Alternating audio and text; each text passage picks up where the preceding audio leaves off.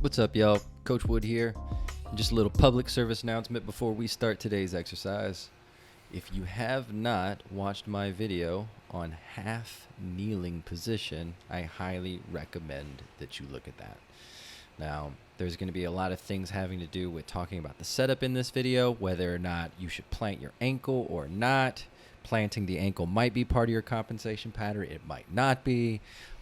Whether or not that's good for you. So I highly suggest you take a look. But today's exercise is the half kneeling press. Now, this exercise can be performed with either a dumbbell, kettlebell, doesn't matter. And what we do is we line up in this half kneeling position, and we want to spend some time making sure that our setup is good and strong, powerful, and exactly what we're looking for.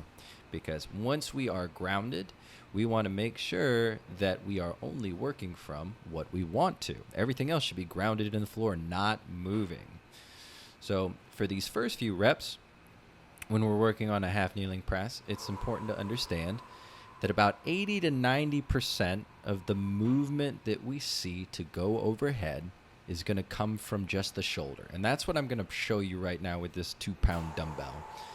Is you're going to notice that my shoulder goes above my head, but it doesn't quite go as far back as it's going to go here in a moment. And that's because I'm only flexing through the shoulder. And if I want to be able to get even further back, that last 10% of the movement actually comes from my thoracic spine, or the middle of my back.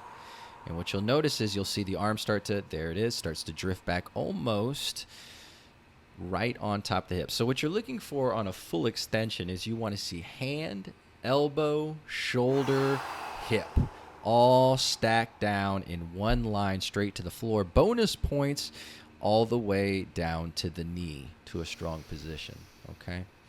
So if we're trying to figure out what's going on and we're having some problems pressing overhead and you're having a hard time up to that point, you might notice your shoulder, but if you're having a hard time getting at the last few bits, it could be your thoracic spine.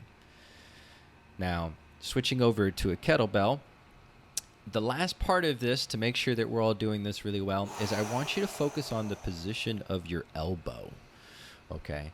If we're having issue loading the delt and loading the pec, what you'll actually see a lot of times is you'll see that elbow flare out, or it would drift away. And so what I'm really focusing on, and I'm going to switch to a bottoms-up position so you can really see, is I'm trying to make sure that my elbow stays in the midline across my body, whether I'm going up or down, and really trying not to rotate, or I'm trying to anti-rotate as best as I can to make this as effective as possible. So this is a challenging exercise, super great, lots of variations, but this is a good one. This is Coach Wood saying know better, do better, feel better. Peace.